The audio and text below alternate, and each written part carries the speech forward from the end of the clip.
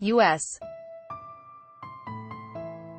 and Chinese officials ended 2 days of talks on Thursday with no major breakthrough as their trade war escalated with activation of another round of dueling tariffs on $16 billion worth of each country's goods.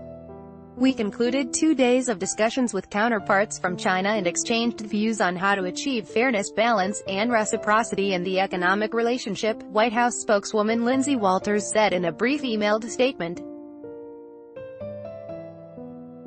Sponsored the discussions included addressing structural issues in China, including its intellectual property and technology transfer policies, Walters said. The mid-level Trump administration officials participating in the talks would brief the heads of their agencies on the discussions, she added. Implementation of the latest 25% tariffs on Thursday did not derail the talks, led by U.S. Treasury Under-Secretary David Malpass and Chinese Commerce Vice Minister Wang Shaowen. They were the first face-to-face U.S. China meetings since early June to try to find a way out of a deepening trade conflict and escalating tariffs. Earlier, a senior Trump administration official downplayed chances for success, saying China had yet to address U.S. complaints about alleged misappropriation of U.S. intellectual property and industrial subsidies. In order for us to get a positive result out of these engagements, it's really critical that they, China, address the fundamental concerns that we have raised, the official said on a press call on the new U.S. security review law for foreign acquisitions. We haven't seen that yet, but we are going to continue to encourage them to address problems that we have raised. In a brief statement on Friday, the Chinese Commerce Ministry said both sides had a constructive and candid exchange over trade issues, and will stay in touch on the next steps. A spokeswoman at China's embassy in Washington could not immediately be reached for comment. China's Commerce Ministry said in Beijing that it has filed a complaint with the World Trade Organization over the latest round of U.S. tariffs. The two countries have now targeted $50 billion of each other's goods, and threatened duties on most of the rest of their bilateral trade, raising concerns that the conflict could dent global economic growth. Trump administration officials have been divided over how hard to press Beijing, but the White House appears to believe it is winning the trade war as China's economy slows and its stock markets tumble.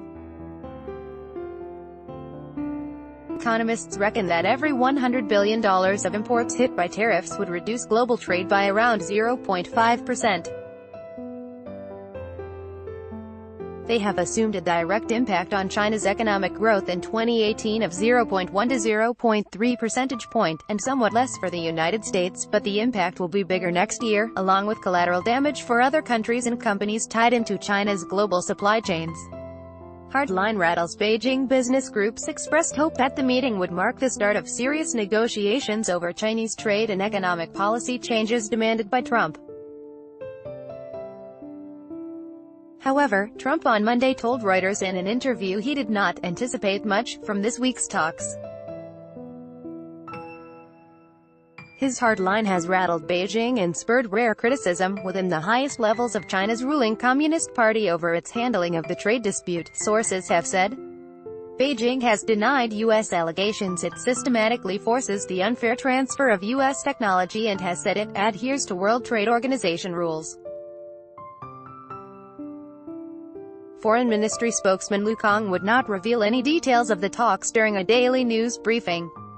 We hope that the U.S. side can meet China halfway, and with a rational, pragmatic attitude, conscientiously with China get a good result, Lu said. Semiconductors, plastics hit Washington's latest tariff supply to 279 product categories, including semiconductors, plastics, chemicals and railway equipment, that the Office of the U.S. Trade Representative has said benefit from Beijing's Made in China 2025 industrial plan to make China competitive in high-tech industries. China's list of 333 U.S. product categories hit with duties includes coal, copper scrap, fuel, steel products, buses and medical equipment. Though it is too early for trade damage to show up in much economic data, tariffs are beginning to increase costs for consumers and businesses on both sides of the Pacific, forcing companies to adjust supply chains and pricing, with some U.S. companies looking to decrease reliance on China. John Neufer, president of the Semiconductor Industry Association, said the tariffs would hurt U.S. companies more than Chinese firms, since most semiconductor products imported from China started out as chips fabricated in the United States. Putting tariffs on semiconductors specifically doesn't give the administration additional leverage. The Chinese don't sell their own semiconductors to America, so Chinese enterprises won't be hurt by this, Neufer said.